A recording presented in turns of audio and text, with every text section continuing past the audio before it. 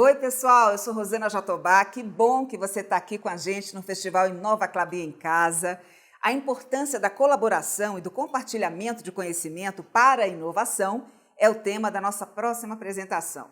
O nosso convidado é diretor administrativo do iExcel Center, que é uma das melhores consultorias em inovação e crescimento, segundo a revista Forbes. Ele é também presidente do programa de inovação e crescimento da Hult International Business School. Vamos ouvir agora o doutor Hitendra Patel.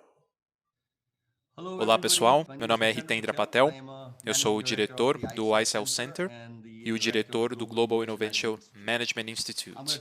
Eu vou falar sobre comunidades de inovação e ecossistemas como a base para a criação de inovações maiores, melhores, mais audazes, mais rápidas e mais baratas. Então a mensagem principal dos ecossistemas é a seguinte: aqueles que tentarem sozinhos vão trabalhar lentamente demais ou vão assumir riscos demais e muito custo. Aqueles que fazem parcerias vão se movimentar mais rápido.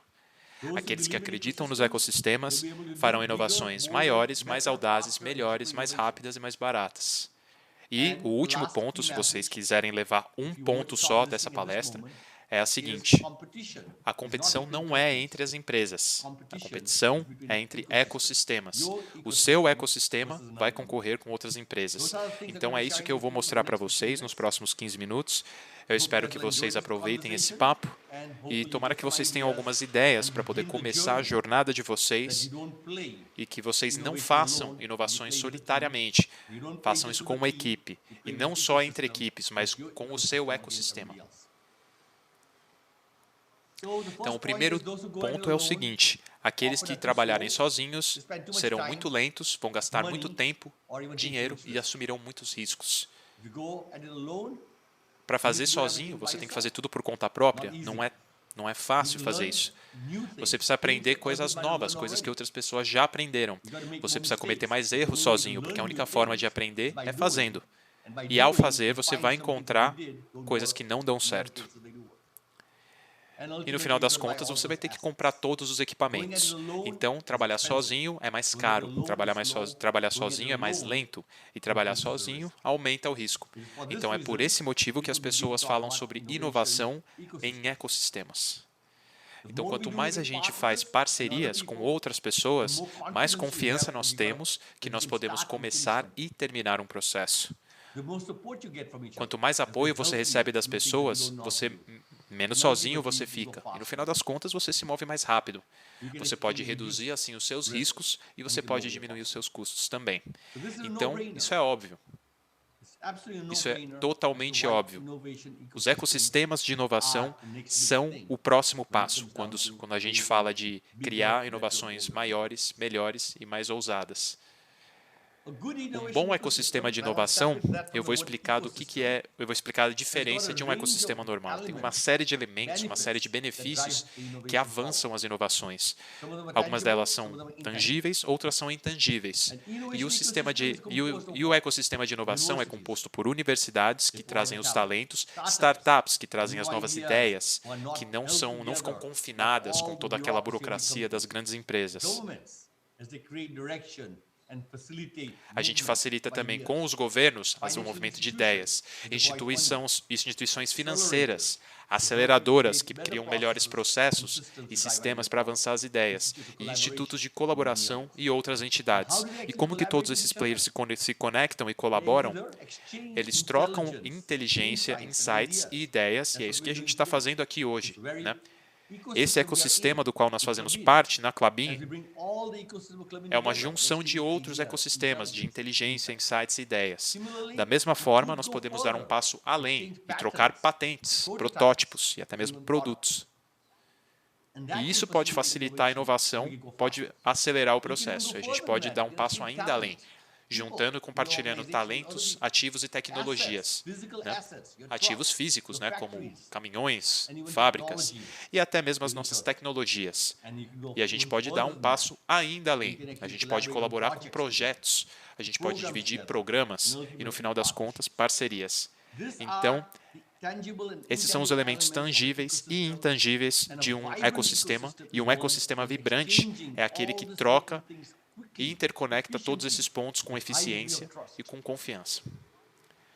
Combinando todos os players juntos, dessa forma, o seu ecossistema vai poder concorrer com outros ecossistemas. E a pergunta para vocês é, quanto disso que vocês estão de fato fazendo? O que vocês estão deixando ao acaso? Vocês podem se perguntar, o que a gente pode esperar disso se a gente fizer esses pontos? Se vocês puderem ativar um ecossistema de inovação, vocês vão poder organizar e com isso vocês vão criar inovações maiores, mais ousadas, melhores, mais rápidas e mais baratas. E o que isso quer dizer? Bom, quando a gente fala de inovações maiores, o que é isso? Você pode, quando você acessa mais recursos do ecossistema. Você, dessa forma, trabalha em desafios maiores. Colocar o homem na Lua, por exemplo, não foi só um grupo de pessoas. Foi criado todo um ecossistema na NASA. E o ecossistema da NASA juntou 400 mil pessoas que trabalharam juntas, com seus recursos, fábricas, suas inteligências, e o homem pisou na Lua dessa forma. A gente pode fazer coisas mais ousadas, porque nós podemos ter mais acesso a insights. Insights do que não é ousado, comparado com o que é ousado. E o acesso a esses insights nos levam a desafios mais ousados. Então, o insight é uma grande parte do ecossistema. E a gente pode criar inovações melhores, soluções melhores, porque agora a gente pode comparar com os concorrentes. Os ecossistemas concorrentes podem conversar sobre soluções melhores. E mais rápido. Mais rápido quer dizer alinhamento. Quando você se alinha com a sua cadeia de fornecimento, com os seus stakeholders, aí vocês têm clareza do que vocês querem fazer. E com isso vocês podem acelerar o processo. O cliente no final, na ponta, vai saber o que vocês querem, o que vocês estão fazendo, os fornecedores sabem qual é o objetivo, e isso tudo acelera o processo. E mais barato também. Mais barato porque você não precisa cometer todos os erros. Muitos dos seus parceiros já sabem o que fazer, já sabem o que não fazer. Então, você não precisa fazer as coisas sozinho. É mais barato, é um custo menor. Então, esses são os benefícios de um ecossistema de inovação. É uma troca de ideias, parcerias, programas, e por conta dos ecossistemas, você pode dar uma escala muito maior, muito mais ousada, melhor, mais rápido e mais barato. Então a pergunta é, por que as pessoas não fazem mais isso? Vamos falar sobre alguns exemplos. Porque a concorrência não se trata da sua organização competindo com outra, mas sim de um ecossistema com outro. Vamos dar um exemplo de ecossistemas para que vocês entendam isso. Na indústria aérea, por exemplo, das linhas aéreas, existe o ecossistema da One World, da American Airlines, que todas as companhias fazem parte, a SkyTeam, da Delta, e as companhias parceiras, e a Star Alliance, da United. E vocês sabem, quando vocês viajam, que vocês precisam optar por um desses ecossistemas, por uma dessas alianças. E isso dá acesso a vocês a mais milhagens e outras viagens. Então, os ecossistemas são poderosos. A indústria aérea sabe disso, e eles fizeram parceria com outras companhias para criar esse ecossistema. Então, é um ecossistema que concorre com o outro. A concorrência não é entre empresas. No caso do Vale do Silício e de Boston, por exemplo, eles concorrem uns com os outros. O Vale do Silício tem o maior número de startups. O Boston também fala que é a melhor cidade. E eles brigam pelos talentos, eles brigam pelas ideias, eles brigam pelas startups. Eles tentam manter as startups na sua cidade. Então, o ecossistema do Vale do Silício está aí para concorrer com o de Boston. Então, com certeza, o ecossistema de Boston precisa melhorar para competir com o Vale do Silício. Da mesma forma, se você olhar para a comunidade do iOS, o sistema iOS da Apple, e tem a comunidade do Android. Cada um desses ecossistemas está concorrendo. O iOS com o Mac, com o Apple, com o iPhone, o Android com o Google, com a Samsung. Essas empresas se juntam e combatem um ecossistema contra o outro. E um vai prevalecer ao longo do tempo. Recentemente, o Bitcoin entrou nesse ecossistema, no ecossistema do ouro, no caso, e basicamente ele está tentando concorrer para ser a moeda de escolha, para ser a moeda da estabilidade. E cada um tem a sua própria agência, os seus próprios papéis negociados na bolsa. Então, são ecossistemas que concorrem entre si. E a pergunta para vocês é, vocês são parte de qual ecossistema? Quais são os seus parceiros? Será que você se junta com os seus parceiros para estabelecer as diretrizes do que vocês querem fazer e onde vocês querem chegar? Como vocês querem trabalhar juntos para aumentar a eficiência da comunicação e a confiança entre vocês? Os ecossistemas ajudam a acelerar o processo. Falando do ecossistema, para trazer inovação, existem vários players no setor público, empreendedores, a academia, o setor privado, o setor financeiro, todos esses players se interagem com facilidade, mas infelizmente a maioria dos ecossistemas não são eficientes. E a interface acaba tendo um certo atrito, porque tem advogado no meio, não dá para falar com algumas pessoas sem o advogado no meio. Existe um nível de senioridade que define com quem você pode fazer, com quem você pode falar, e é difícil ir além dos limites da sua empresa. Mas o ecossistema torna isso mais eficiente. Com isso, essas fronteiras não existem mais. Eu vou dar alguns exemplos sobre ecossistemas de inovação que trabalham muito bem.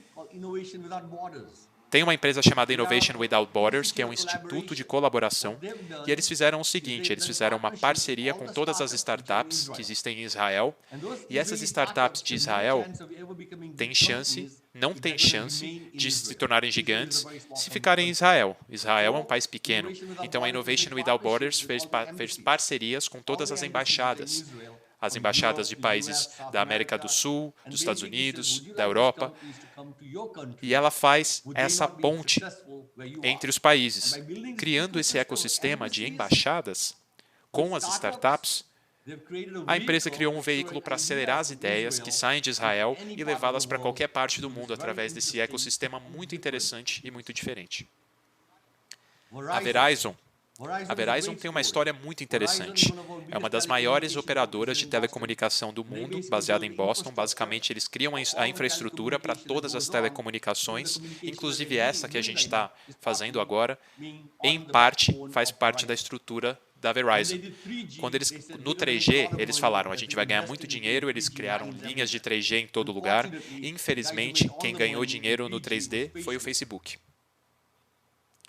Quando chegou o 4G, a Verizon falou, agora sim a gente vai ganhar dinheiro. E basicamente eles tentaram fazer dinheiro com aquilo e o Netflix que ganhou toda a grana. E aí finalmente o 5G começou a entrar e eles falaram, agora a gente vai ganhar dinheiro mesmo. Então eles criaram um sistema com ferramentas da Verizon. E como resultado, elas conseguem ter uma parte de todos os lucros de empresas que criam aplicações no 5G. Elas têm que pagar a Verizon. Isso não é diferente do que a Apple fez no iOS, com a App Store. O Hong Kong Science Park é outro ecossistema. Basicamente, eles reuniram todas as empresas e todas as startups que Hong Kong considera ser importante. Hong Kong decide que no futuro quer trabalhar com fintechs e biotecnologia. Então, basicamente, eles reuniram todas as empresas nesses dois campos, juntaram elas e dão apoio para a aceleração do que eles precisam fazer. Qual é a sua comunidade de startups? Qual é a comunidade da saúde, da beleza, dos cosméticos? Em Bogotá, o governo de Bogotá está acelerando o crescimento de pequenas e médias empresas. Eles estão acelerando o crescimento dessas empresas através das grandes empresas. Empresas como a Klabin, como a Natura, como a Braskem. E eles falam, vocês têm 1000 fornecedores. Por que vocês não pegam os fornecedores de vocês e fazem eles pensarem no plano de inovação? Para falar sobre o que vai acontecer no ano que vem, nos próximos 3 anos. E puxando esse ecossistema, as pequenas e médias empresas também vão crescer e a empresa-mãe vai se tornar ainda mais bem-sucedida. Então, acelerando o ecossistema de fornecedores. Tem uma série de outros ecossistemas. Existe o ICON, em Boston, que é um centro de inovação da Nova Inglaterra. E aqui nós temos a MIT, que é uma grande organização, que é uma grande instituição de ensino superior.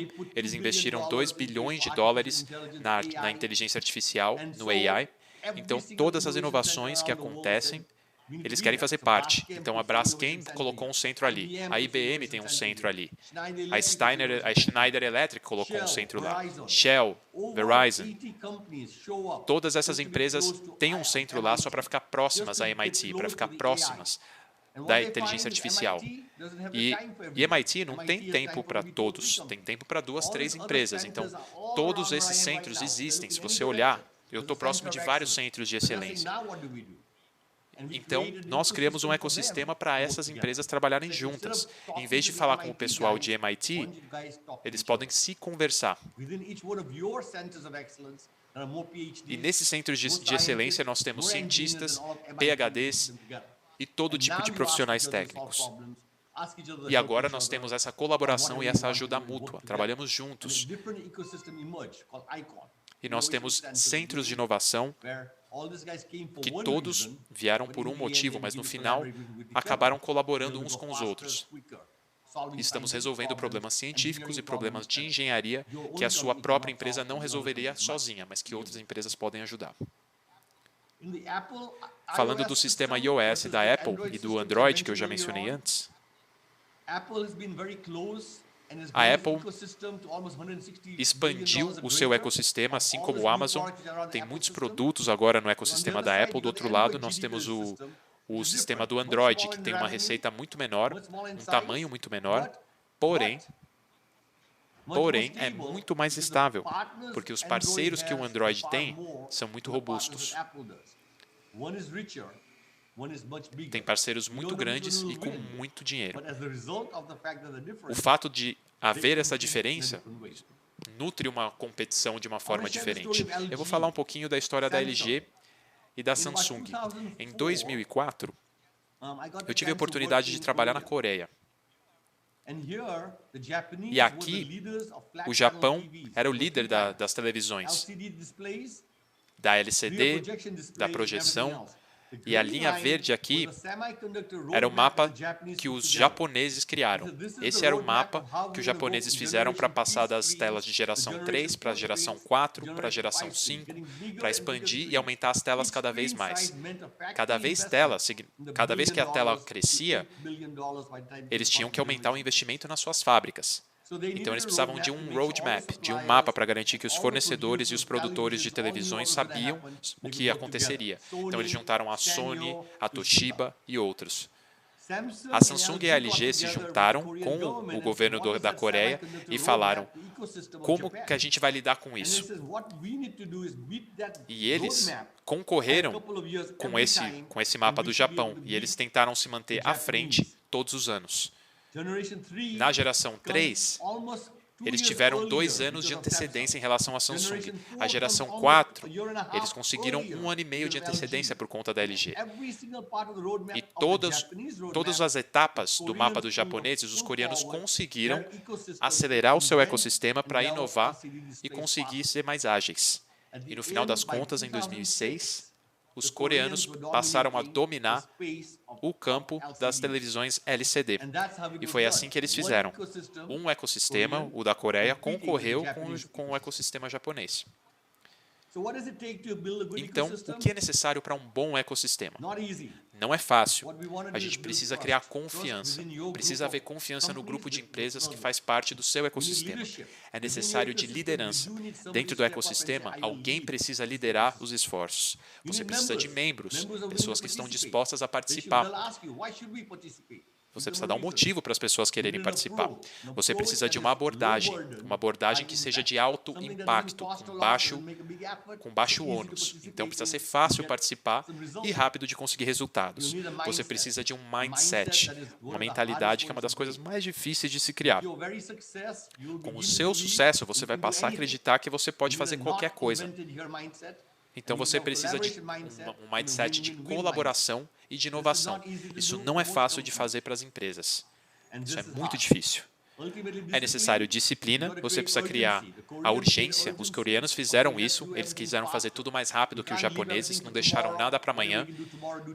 Eles querem fazer o que fariam amanhã, hoje. E no final das contas, tudo se resume à confiança. Eu confio em você, eu gosto de você, então eu quero trabalhar com você. Então, se você conseguir trazer esses fatores de sucesso, você com certeza pode criar um ecossistema de sucesso. Com isso, eu vou deixar minhas palavras finais para vocês. Os ecossistemas de inovação são cruciais para o futuro da sua empresa. Empresas que criarem ecossistemas com certeza vencerão no futuro, e aqueles que vencerem no futuro terão atingido o seguinte: eles terão um papel de liderança no ecossistema, eles poderão atrair membros para o seu ecossistema, eles terão uma abordagem simples, com baixo ônus e com uma mentalidade de colaboração e benefícios mútuos. E, finalmente, disciplina. A disciplina é o que vai trazer você à linha de chegada. Dito isso, façam o trabalho de vocês, criem os seus ecossistemas, criem para que vocês tenham confiança e desfrutem da velocidade das inovações. Vai, faça isso mais, maior, melhor, com mais ousadia, mais rápido e, é claro, com inovações mais baratas. Muito obrigado. Thank you very much, Dr. Patel.